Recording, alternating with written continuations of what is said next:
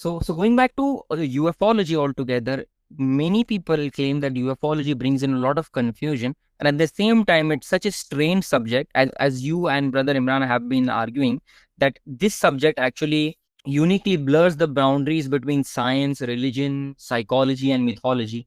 Why this kind of confusion? Any one of you can jump in and explain. Yeah, look, bro, it's something that's okay. If you look at it from the perspective of the 21st century, bro, we live in a materialist, secular world, right? So it's all atoms and molecules, nuts and bolts, physical things, right? That's all we have grown up to know and taught in school, through education, through experience, etc.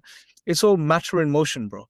So when you have a phenomenon that goes against everything you've ever known and really just tears up your understanding of reality when you encounter it, and people don't know they don't have a reference point. They don't know how to understand it. They don't know what to make of it. A lot of times what happens during phenomenal experiences or religious experiences is that you have the phenomenon which appears and manifests, and then you have the interpretation of the person that's witnessing it. And that interpretation, to a large extent, is based upon that person's knowledge bank or what they know about the world and reality and the experiences. That's how they're going to interpret it. Right?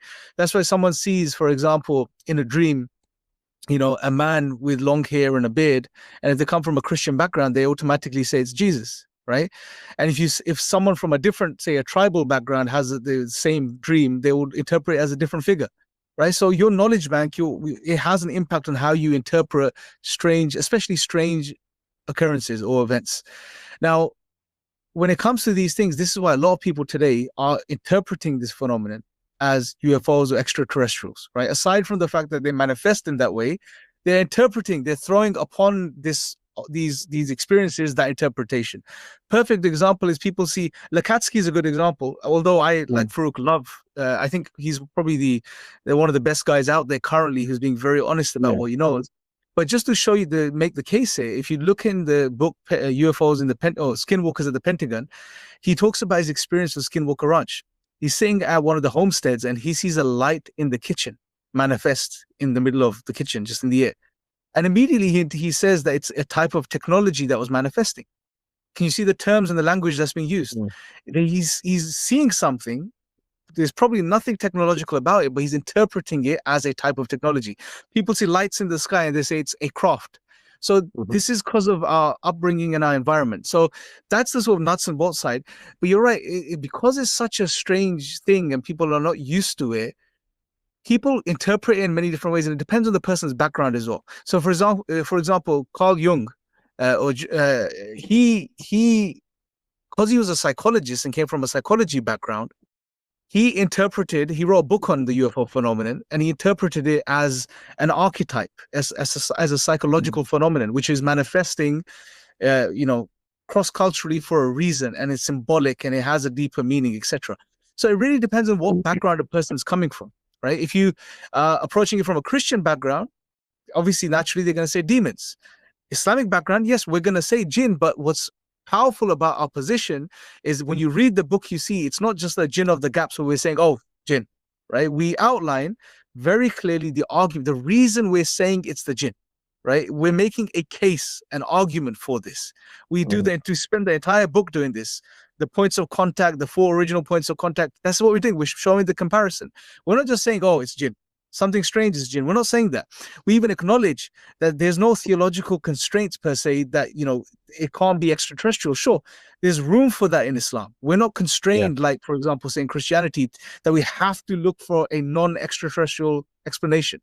But anyway, the point here is that I think a lot of the reason this phenomenon is being interpreted in many different ways and different angles is, one, because it's extremely strange and is not in line with people's way of seeing the world today in the secular age, and secondly, it's based on their upbringing and their background. So if you're a psychologist, you look at it. If you're a scientist or physicist, you're going to look at it as something physical, nuts and bolts, right? Lakatsky does the same. Barbary the merchant. Right? What did Barbary the merchant say? He said a ship. A ship. That's all he understood. Well, look, I will just mention this briefly. Sorry to interrupt you there, Mark, because you were on a roll there. But I would say the Catholics have actually a much stronger position than the rest of Christians, because they have an idea that there are other creatures. They do have that, so they have a stronger position perhaps than most other Christianity. But go quickly just to say about Lekatsky as well. He said that he found it a bit of a waste of time chasing the lights in the sky. He felt that the real research had to happen in the paranormal area. Yeah. Right. Because there weren't much. You're chasing these lights and you're not getting really anywhere with it.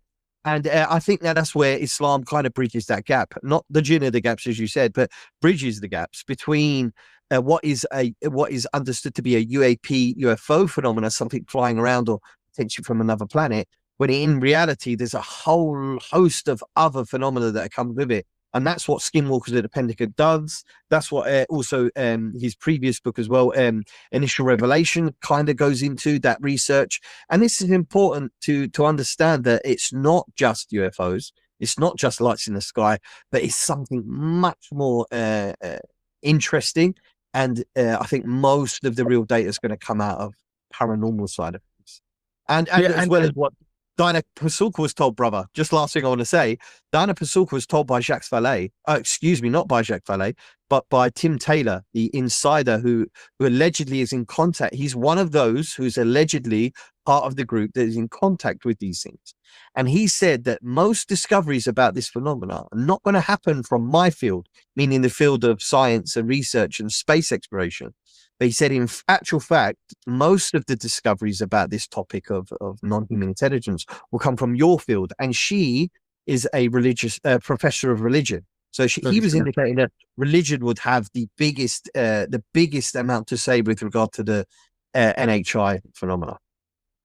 Yeah, and just as another point to emphasize, that we're not talking, when we share the jinn hypotheses, when we talk about the jinn, we're not talking about purely supernatural spiritual entities, right? It's very important to make that distinction. We're talking about real entities or beings, yes, comprised of a different substance than we human beings are, but they are beings which have communities, which have societies. They are known to be beings that have certain crafts.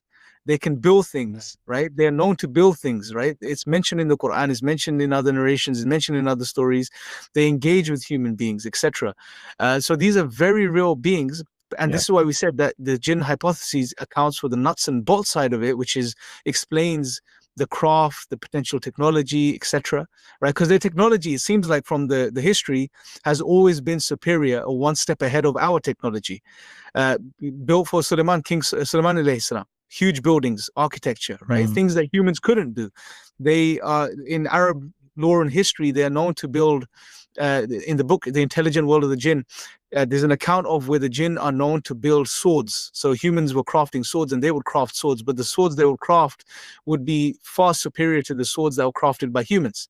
So they were doing that, but doing it in a superior way.